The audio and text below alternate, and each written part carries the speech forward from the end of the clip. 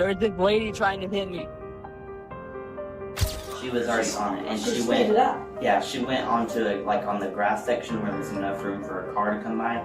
She overtook me, cut me off, and that's when I got really, really scared because I literally could have died. I'm gonna be honest with you. Based on what we have now, I'm gonna be making an arrest on aggravated assault and the reckless driving too. What's going on? Yeah. I was just driving. She's driving up behind me, and we saw it simply going on the walk path. Is that raising some flags? It seemed like a teenager grabbing a motorized bike behind him.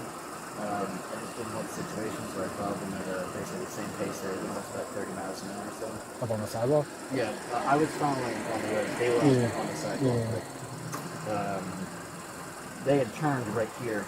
I had turned in front of her so she could chase him. Regardless of the situation, I was just right on my end. Child, I believe that went that way. We exchanged some words. And then she pulled up my way. Did you hear her say anything when she was driving her up on the sidewalk? Yeah, she said the kid was driving fast in the neighborhood and almost hit her dog, which, regardless, that's not how we deal with things as adults. What do you think? You said you had video? Yeah, she has video on her phone. I know you sent it to us, but I didn't have time to look at it, so if you just throw it up.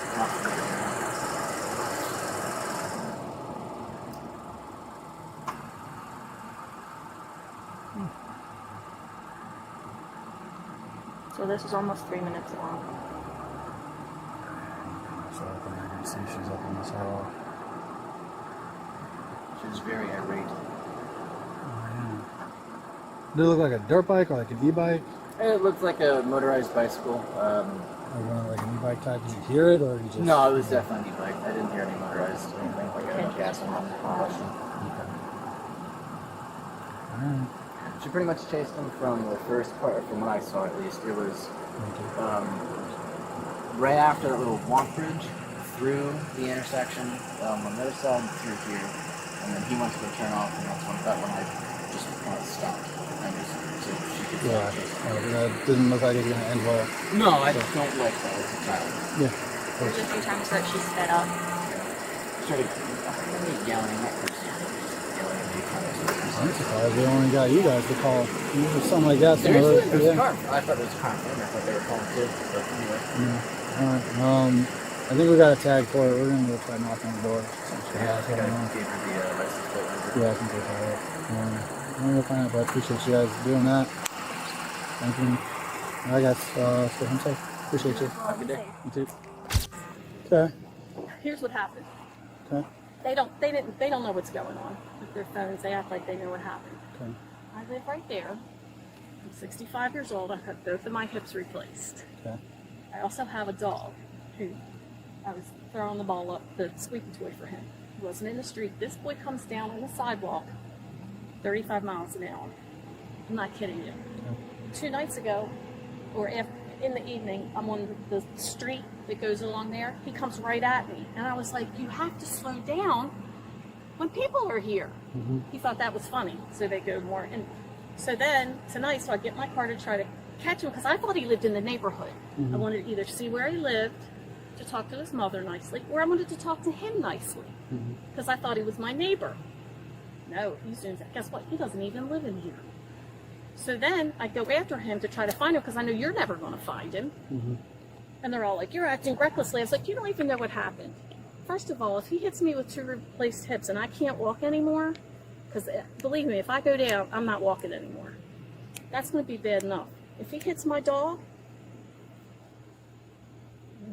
I don't know if you have a dog, but that's my child. Okay. And I would have called you, actually, and then I went and got in the W's. I couldn't get out of the W's. Guess what? Because my GPS won't work. Come on, my phone's. Do you want to come in the house? No. My phone is in the house. I couldn't even use my GPS to get out. But let's put it this way. He could have disabled me for the rest of my life.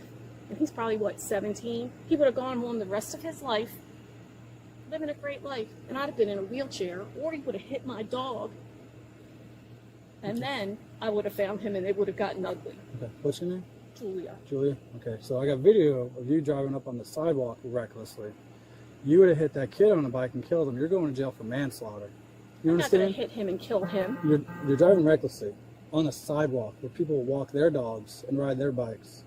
a video of you doing almost 30 miles an hour up that sidewalk Because I with was your trying vehicle. to catch him. Ma'am, I'm listening. I'm listening.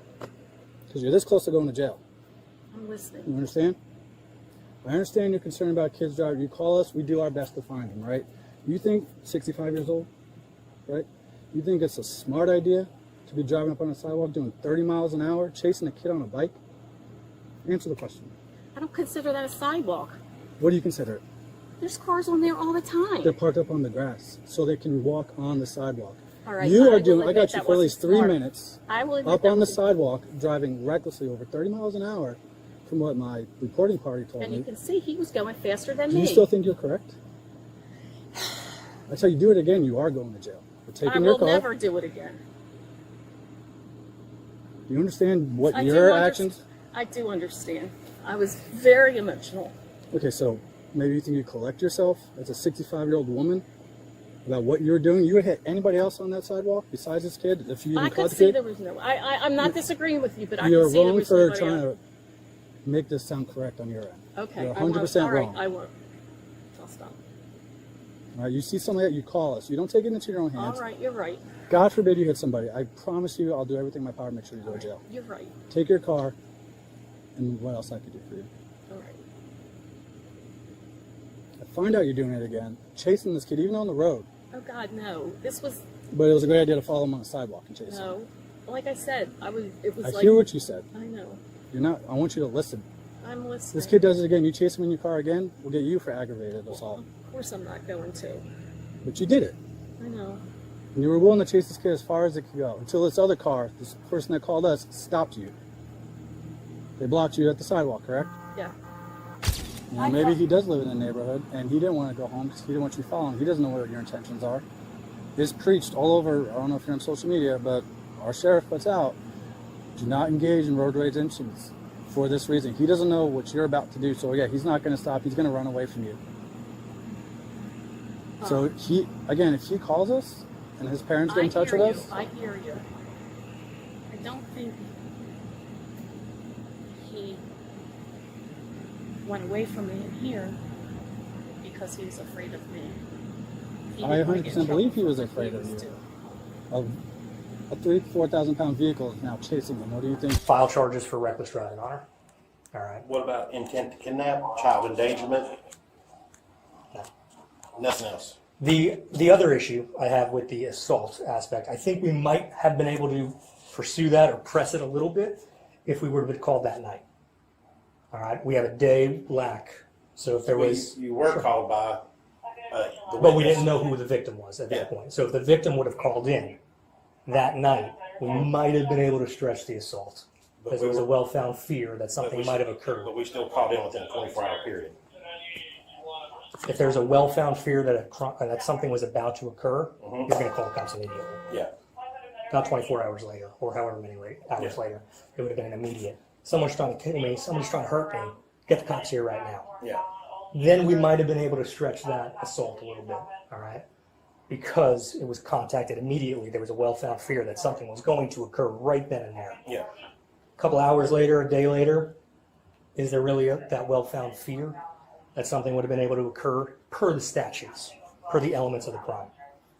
I agree, we should be able to do that. Yeah. However, per the statute and the elements of the crime, it's not going to fit that right now. Okay. Which is why we're doing the reckless driving, because that's not okay. And again, looking at the video, from what we can tell, when you turn around, there's a large enough gap for where if there's a vehicle and you're driving a vehicle and you intend to do harm, you're going to hit the gas and you're going to do harm. Yeah. So she'd be able to catch up. So like if we turned around and she was right where you are right now, 1,000%, I'd take her to jail right now, even if it's so far away. Yeah, in our report that my mom wrote, we included how she overtook me. She went on the grass, overtook me, and was literally about this close to me. Do you have a copy of that statement? Because he put that into records yesterday, and I don't have access to it right now. So She did I overtake you. took, of course, Mom was at work still.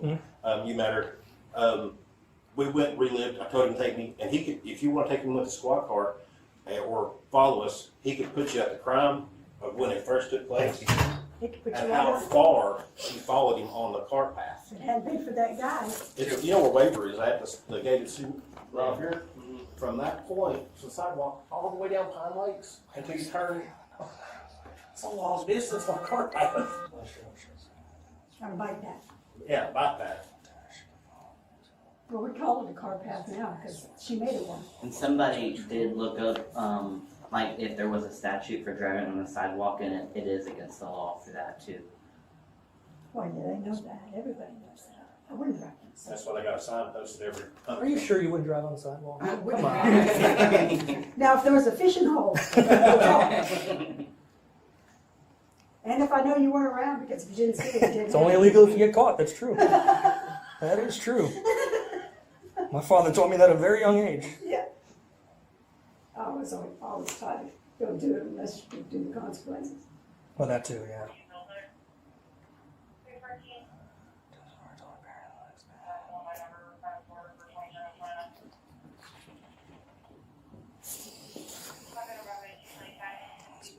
The video was in his pocket.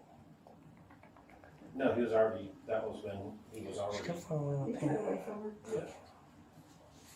I wish you could have called 911 That would have and while he was definitely on would have been phone. the best option if that would have occurred. Yeah. But I was too focused on driving. 6 to 1, half a dozen to another. It's all right. Stuff happens. Adrenaline kicks in, and you're just like, I gotta get home. Yeah, absolutely, He's absolutely. trying to wave down other cars, trying to get help. When she cut me off, yeah, I swerved onto the street and I waved someone down. I'm like, hey, she just tried to hit me. Help me. And then the other car blocked off. Yes. Yeah, there was another guy, but She he kept just going. almost hit him. All right, so let me ask you: when she almost hit you, was she turning onto a street or? Just when she entered the bike path, right? No, she was already on the bike path. She was already on it, and She she sped went. it up. Yeah, she went onto like on the grass section where there's enough room for a car to come by. She overtook me, cut me off, and that's when I got really, really scared because I literally could have died. We don't go to the defense until we have a reason. And tried to cut me off from entering the sidewalk. Oh, she cut me off twice, by the way. Forgot to say that. All right, because it says here she kept following me onto Pine Lakes and then tried to cut me off from entering the sidewalk. Yeah. So what does there- that mean? An intersection, when she was driving originally on Pine Lakes, but then an intersection came up, she turned into my end of the sidewalk that I'm coming towards her, and almost looked like I could have ran into her. My brakes are not that good right now. I have to get them fixed. And But that was a street intersection, though. yeah, and that's when she tried to turn in to cut me off, and when I went around her, that's when she got on the bike path. Not even a minute after that, that's when she overtook me on the grass and cut me off again. Do you mind if you just step out? Are you arresting me? Well, I'm not saying that. We just have to talk, okay? Your dog's scaring me. I was when I was knocking on the door before. He was. Oh, hey, buddy. Hi. Are you okay to come in now?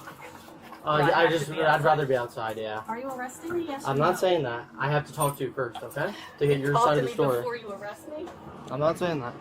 So what happened on? Was it Saturday on the 7th? I think so. So give me your side of the story. 'Cause you were following him. I was following him, and because I wanted to see where he lived, Okay. and but he didn't stop, and then these two people are like yelling stuff at me. I'm like, you don't know Yeah. what happened. Yeah. So we saw the video. It shows you driving on the sidewalk. Why'd you do that? Well, that was stupid. Unfortunately, I didn't really think of it as a sidewalk. I've been here It's about 3 how? months. How is that possible? Well, I'm not saying Because you have the road and then I'm not saying I'm not sidewalk. stupid. I just got sidewalk. here I'm from not saying you're Maryland. stupid either. But like sidewalks to me are white sidewalks, and I see cars on them. But all I'm going to tell you is it was stupid and ridiculous, and that's all I can say. It was just freaking Okay. ridiculous that I did All that. right. So I just have to redo this before I ask you more questions, okay? Are you arresting me now? I have to redo your rights before I question you, okay? Because I'm going to ask you incriminating questions. You have the right to remain silent, and anything you say may be used as evidence against you. You have the right to talk to an attorney and have him or her with you now or at any time during questioning. If you cannot afford an attorney, one will be appointed to represent you. If at any time you wish to stop talking or have an attorney present, all questioning will be stopped at your request. Do you understand these rights? Yes. With these rights, are you willing to talk to me? Yes. Okay. So, when you were following him, did you ever get close to him? I don't think so. No, I couldn't catch up with him. So you were trying to catch up to him? Enough that I could talk to him, yeah. To Okay. tell him what I was So if doing. he's speeding away and you're continuing to follow him, why would you keep on following? I just That was stupid. That was Okay. stupid. So what was going on inside your what was your emotions like? Mainly, I think I know where he lives now. Like I said, I wanted to talk to him, or let his mother know, so Okay. that it wouldn't happen anymore. I shouldn't have done it. I shouldn't have done it. So when you were on the sidewalk, did you ever like jump in front of him? Nothing like that, and you didn't try to get in front of him Yeah, I before you did. started following him, Yeah, before I started following. or before you went on the sidewalk? Because that's the story I got. That right before you hopped on the sidewalk, or maybe as soon as it happened, you kind of like tried to cut him off. I tried to come around. I didn't try to cut him off. So you tried to go around him. You're Yeah, saying? yeah. Okay. And what was your goal to going To around talk to him? Okay. My How fast were you only going thing, when you not were? as when fast you were- as he was. I don't know. Okay, so you were trying to catch up to him even though he's going pretty fast on a sidewalk with a bike. Okay. Okay. You understand where we're coming from here? I do. Because it's ridiculous. And I'm going to be it honest is. with you. I feel that way too. And I can't disagree with you. It is ridiculous. Mm-hmm. So your main goal was to just try to talk to him. That's it. Because it seems. I'm just going to tell you what it seems like for me. It seems like this was an anger kind of like driven thing. Is that true or not? I was angry, but I just wanted to talk to him and tell him, I would have spoken. Even I got out of the car and I was like, I even said to him, will you talk to me? And he said no, and he just, kept going. I mean. So why what would you else? keep on following after that? If he doesn't want to talk to you, That was stupid. okay? You get where I you're wanted to looking see for? where he lived to tell his mother. Okay. So you started following on the sidewalk. That's the main problem here. Okay. I gotcha. And what That was happened dumb. once the other couple or whatever, they blocked you off from? Were you trying to keep on following them after they blocked you I was off? trying to get away from them. I don't know what they're gonna do. Okay. All right. Well, I think they were just trying to help the guy on the bike out because from their angle it doesn't look good. You know what I mean? Right. I Alright. understand. All right. So, And I'm not disagreeing with you or arguing with you or anything. I mean, when I thought about it when I got home, I was like, I was still, upset over being afraid that I was gonna, not be able to walk and hit the dog. And then after I could stop and think about it, I was like, dumb. That was ridiculous. Like you said, it was ridiculous. And it's okay. And don't let that happen again. Don't ever, mm-hmm. you know. Yeah, and you probably didn't know at the time, but he's a juvenile. He's 14 years old. Oh, you found him? Yeah, that's the reason why we're here. Is because I'm gonna be honest. They want to press charges, so we have to get your side of the story and all the totality of the circumstances. I also went to the witness's house. He recorded you following on the bike path. And it shows you kind of not speeding up, but continuing, like keeping a 20-foot distance, I would say. He said it was around 6 or 10 feet. What would you estimate the distance to be that you were following him? Maybe 2 car lengths. Okay. I don't know what yard. I'm not good with yards. Oh yeah, you're good. You don't do that. So I'm gonna be honest with you. Based on what we have now, I'm gonna be making an arrest on aggravated assault and the reckless driving too. Based on everything that I have. Okay. So I'm gonna need you to turn around for me. I gotta. And we'll do that. We'll do all that after. My mother. Okay. Oh, We'll do all that don't after. do this, Okay. please, in Put front your of hands my behind your neighbor. back. Is my Here, door open? we can go in the door for you. Yep, that's fine. I'll give you that respect. Can I get my purse? Yep, we'll get Do you you have to your put me in ID. All that. handcuffs? I have to. It's per policy. Just turn around for me. So let me just give you the rundown. So you're being charged with reckless driving, which you were getting charged no matter what. So what I was gonna do there, so you'll get a criminal citation, and then I would have forwarded charges to the state. And if they would have accepted it, you would have had a warrant for your arrest. Okay. So the reckless driving, I'm sure you know why. You're driving on the sidewalk. So that's a criminal offense that which you can be arrested by. And then the aggravated assault is based on the totality of the circumstances of what we found, what we got from the witness, the victim and you, okay? And you are innocent until proven guilty. You'll be able to go in front of a judge and, just like everyone else, get your opportunity. But for our job, we have to, if someone wants to press charges and we have probable cause for an arrest, we have to make it. What begins as a neighborhood complaint about an e-bike quickly escalates into one of the most unusual road rage investigations deputies have encountered. At first glance, this might sound like nothing more than a frustrated homeowner confronting a teenager for riding too fast through a residential area. But within just a few minutes, investigators are no longer looking into a simple disagreement between neighbors. Instead, they're examining whether a 65-year-old woman used her SUV to chase a 14-year-old child along a public bike path in a way that could have ended in tragedy. The first thing that stands out is the emotional state of the victim. Gage isn't describing a verbal confrontation where someone's simply following behind him for a few seconds. According to his account, the SUV accelerated onto the same path he was riding, repeatedly closed the distance, and even attempted to cut him off. Whether every detail can ultimately be proven in court is one question, but from an investigative standpoint, deputies don't ignore statements like these, especially when they're supported by witnesses and video evidence. Notice how the investigation immediately focuses on gathering independent evidence instead of relying on only one version of events. Deputies speak with eyewitnesses who had no personal connection to either party. One witness was so alarmed by what they observed that they intentionally positioned their own vehicle to stop the SUV from continuing the pursuit.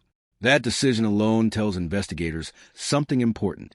Independent witnesses rarely intervene unless they genuinely believe someone may be in immediate danger. Another critical piece of evidence is the cell phone recording. Modern investigations are increasingly driven by video rather than conflicting testimony. Officers know memories can differ, emotions can influence perception, and people often unintentionally exaggerate stressful situations. Video, however, allows investigators to slow events down frame by frame and compare every statement against what actually occurred. In many cases, that single recording becomes the strongest witness in the entire investigation. One thing experienced officers constantly evaluate is intent. Was someone making a mistake, or were they making a deliberate decision? That distinction often determines whether an incident remains a traffic violation or becomes something much more serious. At this stage, deputies aren't simply asking whether Julia drove onto the sidewalk. They're trying to understand why she did it, how long she continued doing it, and whether a reasonable person would believe the teenager was in danger. If you enjoy real body cam footage explained from a law enforcement perspective rather than sensational headlines, take a moment to subscribe. Every case on this channel goes beyond the viral clips to explain the police tactics, legal standards, and investigative decisions that determine what happens next. When deputies finally speak with Julia, her explanation becomes one of the most fascinating parts of the entire encounter. She immediately explains that she had recently undergone hip replacements and feared being struck by an e-bike traveling at high speed. She also repeatedly mentions concern for her dog, describing the animal as part of her family. Those fears may very well have been genuine. Officers often encounter people whose emotional reactions begin with legitimate concerns.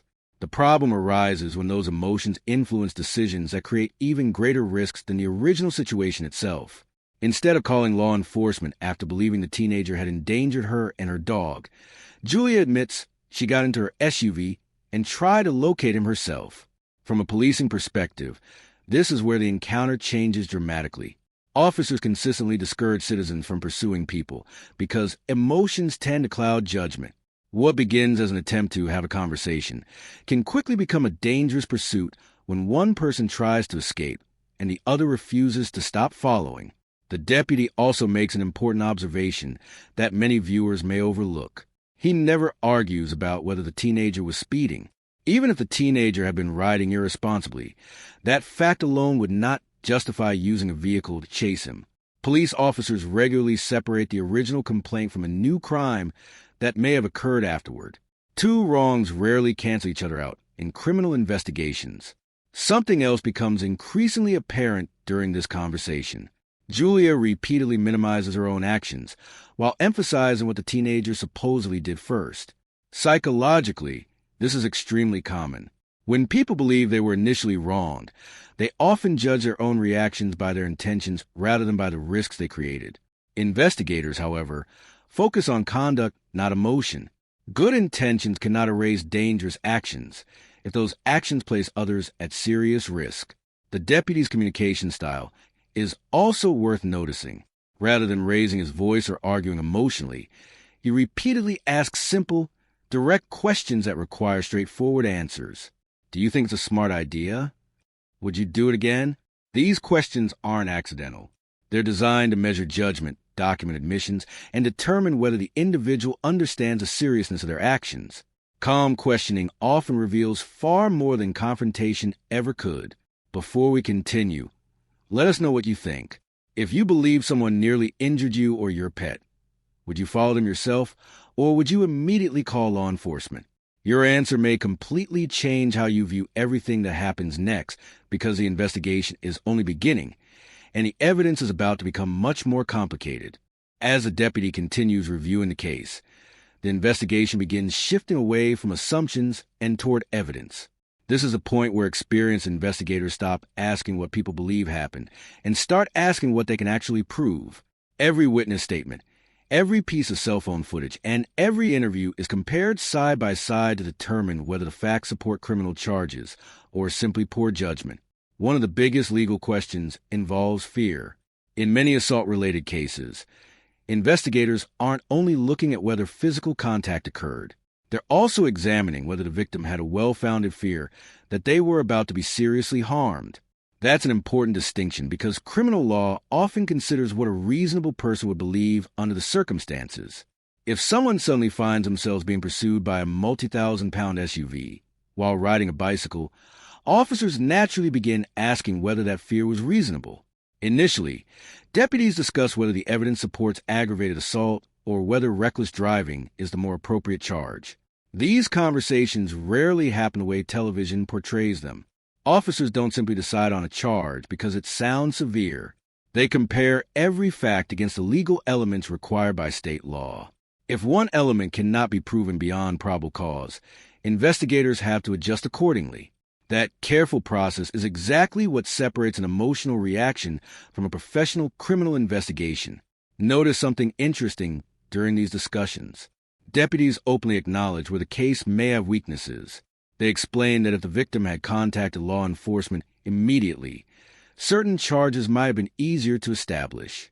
That's not officers trying to avoid making an arrest. It's officers honestly evaluating whether the available evidence satisfies the legal standards prosecutors will eventually examine. Good investigations don't ignore weaknesses, they document them. At the same time, the victim's detailed account begins filling in important gaps. He explains that the SUV didn't simply follow behind him. According to his statement, Julia drove onto the grass, overtook him, and cut him off more than once while he attempted to escape. Those details matter because they help investigators determine whether the vehicle was merely traveling in the same direction or actively being used in a way that created an immediate danger. Equally significant is the testimony from independent witnesses. These are people with no apparent relationship to either side, who describe seeing enough to intervene themselves. One witness actually positioned a vehicle to stop the pursuit from continuing. Independent actions like these often carry considerable weight, because they demonstrate that someone uninvolved also perceived the situation as dangerous enough to require immediate intervention. If you're enjoying this breakdown, take a moment to hit the like button. It helps us continue bringing you full body cam investigations with legal and tactical analysis, instead of short clips that leave out the context that matters most. When deputies return to Julia's home, the tone of the encounter is noticeably different from their first visit. During the initial interview, officers were gathering information. Now they possess witness statements, victim testimony, and video evidence that has been reviewed collectively. Their questions become more focused because they're no longer trying to discover what happened. They're verifying whether Julia's version remains consistent with the evidence they've already collected. To her credit, Julia doesn't attempt to deny driving on the sidewalk. In fact, she repeatedly admits that her decision was, in her own words, stupid and ridiculous. Admissions like these are significant because investigators often look for signs that someone understands the consequences of their actions. Accepting responsibility can influence how officers interpret a person's credibility, even though it doesn't automatically eliminate criminal liability. Still, one important issue remains unresolved. Julia continues insisting that her goal was simply to speak with a teenager or locate his parents.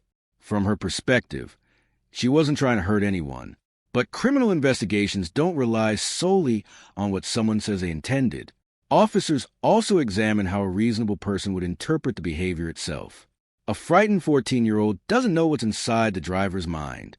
All he sees is an SUV continuing to pursue him despite every attempt to get away. The deputy raises another important point that viewers should pay attention to.